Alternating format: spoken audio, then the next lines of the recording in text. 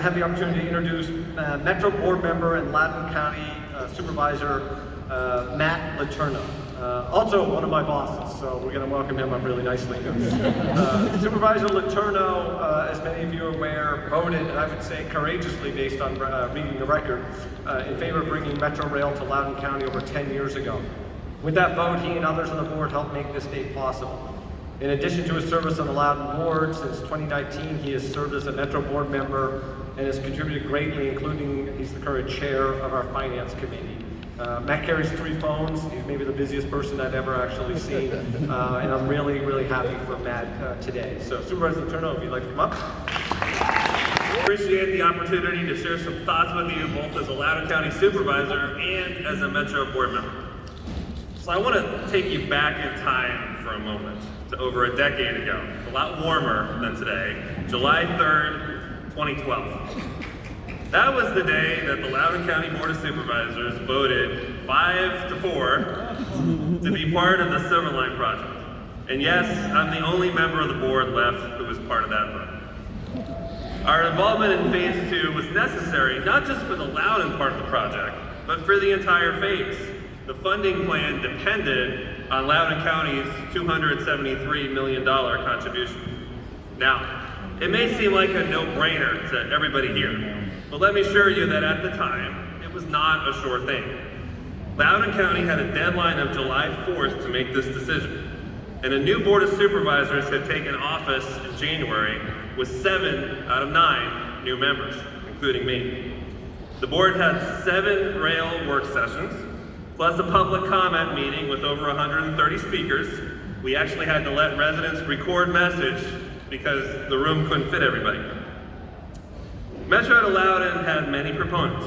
The majority of the feedback we got from those folks that Chair Randall was just talking about was positive.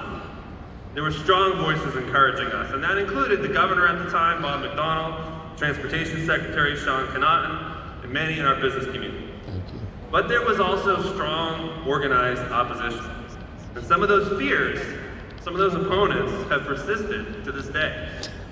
During the meeting itself, one of my colleagues opposed to the project actually made a motion to adjourn, so we couldn't vote in time. But eventually, the majority prevailed, and Congresswoman Wexton earlier specifically mentioned my 4 other colleagues. I'd like to thank them myself, Chairman York, Supervisor Mona, Supervisor Reed, and Supervisor Williams. Now, for some of us, there were some implications. At the time, we had a very active blogging community in Loudoun County, some commentary from activists, and I was given a nickname that was actually meant to be derisive. I was nicknamed Metro Matt. Now, they never could have guessed how accurate that nickname would end up being, given all the time I spend with Randy now. And I wasn't the only one. I know that Supervisor Bona's here, who drove up from his vacation home, and he was nicknamed Railroad Ralph. So every time there was some less than positive news about Metro, and I was Kennedy Donald. Metro Matt and Railroad Ralph would hear about it. As part of that board's vote, we directed staff to begin the process of setting up tax districts to pay for construction. And as we stand here a decade later, I can tell you that they have. They worked. In fact, they performed even better than what we anticipated, which is a testament to Tim Hemstreet and our outstanding Loudoun County staff. And at the time, we argued that development around the stations would create new revenue and benefit the entire county. And we were right. Since 2013, the assessed value of properties around Metro and Loudoun County has grown by 168%. 100% higher than other parcels in the rest of the county. So I took my yes vote very seriously. I do feel a sense of responsibility to do what I can to help Metro itself be successful. I've been fortunate to have leadership positions at the Council of Governments, Northern Virginia Transportation Commission, where we had a lot of good discussions about safety, about state of good repair, capital funding, lots of other issues. And we have made tremendous progress.